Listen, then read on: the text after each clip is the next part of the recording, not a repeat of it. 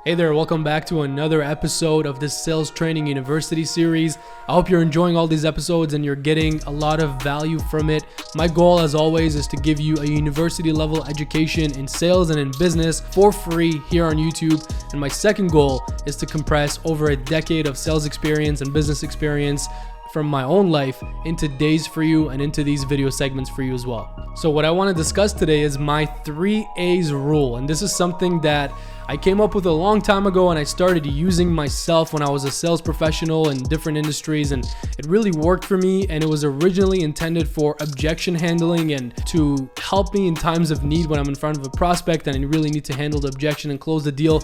But then it came in handy in general in any part of the sales process, and anytime I was in front of a customer or a prospect and I needed some help to get back on track, I would just go back to my 3 A's rule and it would always get me back on track. It's super simple and it's something I've taught 500 plus sales professionals, and I've taught entrepreneurs and business owners that I've worked with as well in literally all kinds of industries, from door to door to fitness industry to telecom industry to network marketing industry to real estate to auto sales to online space to high ticket selling to literally any industry. I've worked with people and this applies all across. So first and foremost, the reason I call it the 3 A's rule is because there's 3 parts to this rule and each part starts with A, and that's just simply for me to be able to remember it. And that's what has always worked for me in times where, again, I was in front of prospects and I lost my footing for a second and I didn't know how to handle the situation. I just went back to this core principle. So the first A is very simple and straightforward, and if you know me, you might have already guessed it.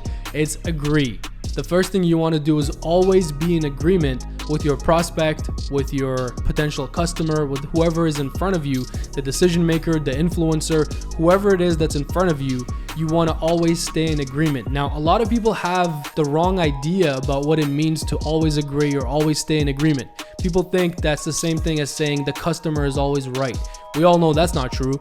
And secondly, a good sales professional, an entrepreneur, a business owner would know that those two are not the same things.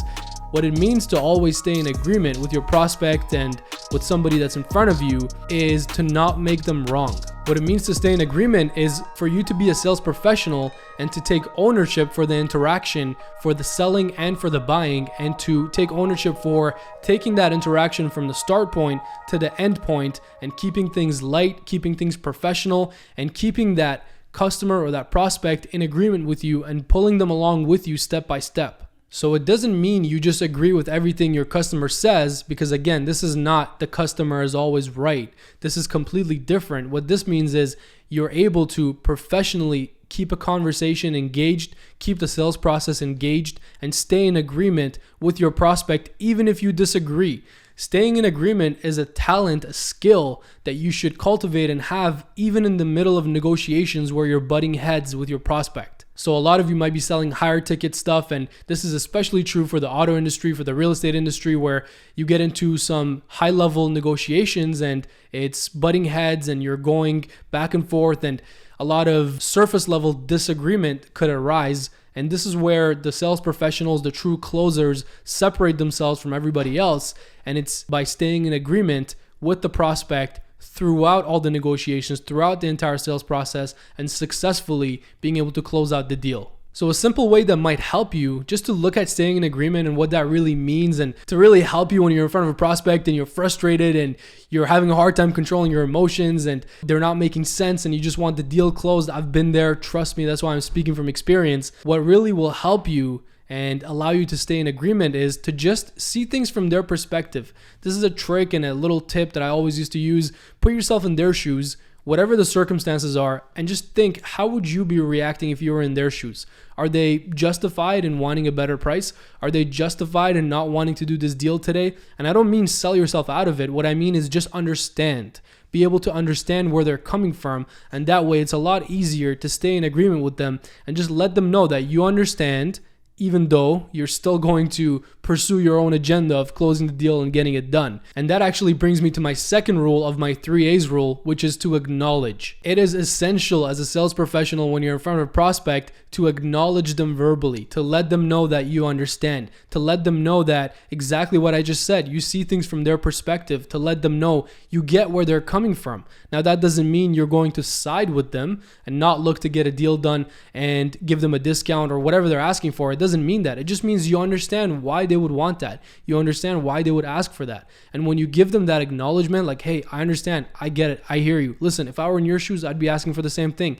When you give them that kind of acknowledgement verbally, and you have the courage to actually voice that and let them know, hey, I'm on your side, I agree with you, I hear you, I understand where you're coming from. That being said, I still think this is a fair deal, fair price, whatever the circumstances are. That shows that you're somebody who is understanding, who cares about their needs and wants, who isn't afraid to say it and then still go ahead with what you're offering. And it also really firms your stance on your offer and your price and your product and your service, because it shows that although you understand where they're coming from and why they're saying what they're saying or why they're where they're at, you're still offering the same product or service at the same terms, at the same price, whatever it is that you're negotiating.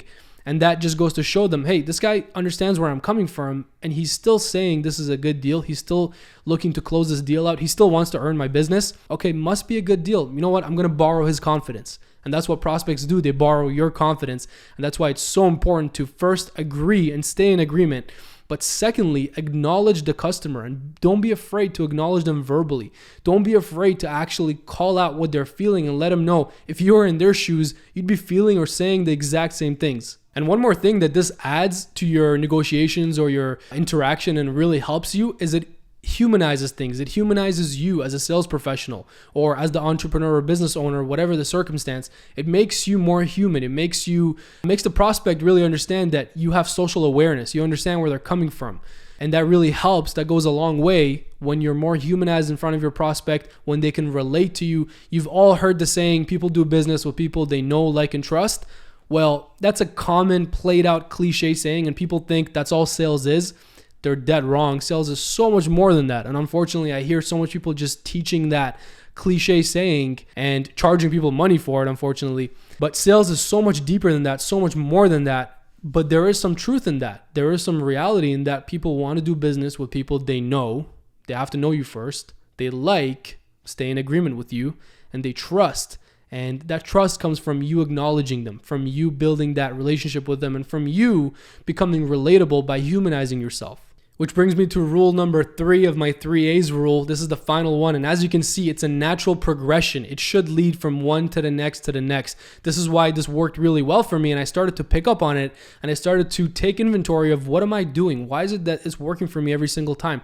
What is it that I'm starting to get better really quick in my sales career? This is early on.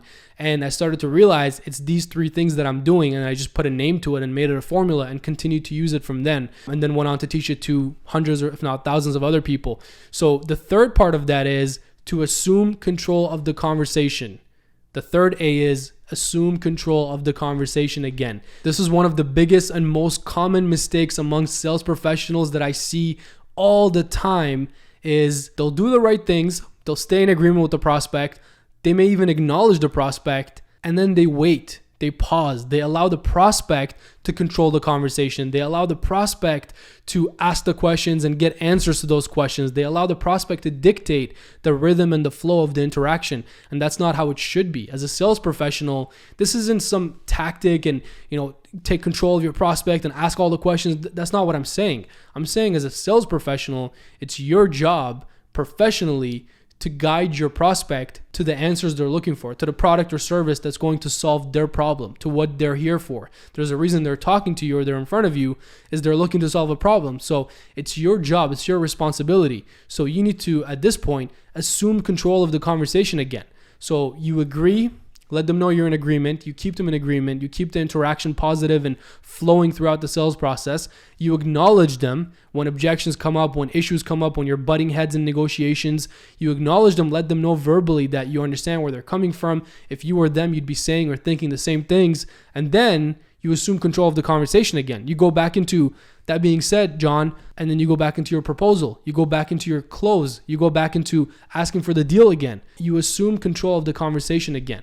And this formula is something that you can literally repeat over and over and over again, because it's a natural way to run your sales process. It's a natural way to communicate with your prospect in front of you. And that's why it's so effective. You become a sales ninja, a sales assassin when you start practicing formulas like this and really getting experience with them, and it starts to really work for you. And you'll see the power of this. You'll see how it helps you and it helps your prospect move along the sales process and eventually get to a close, get to an agreement, because as we all know, the close and the transaction and the handshake and the agreement is where everything happens. If you don't close the deal, you're not serving yourself, you're losing. You're not serving your prospect because they didn't solve their problem, so they're losing. And you're not serving the economy because there's no transactions, there's no flow of money, exchange of money, so you're not helping the world either. So it's a lose-lose-lose. So that being said, you need to commit to closing the deal and getting it done.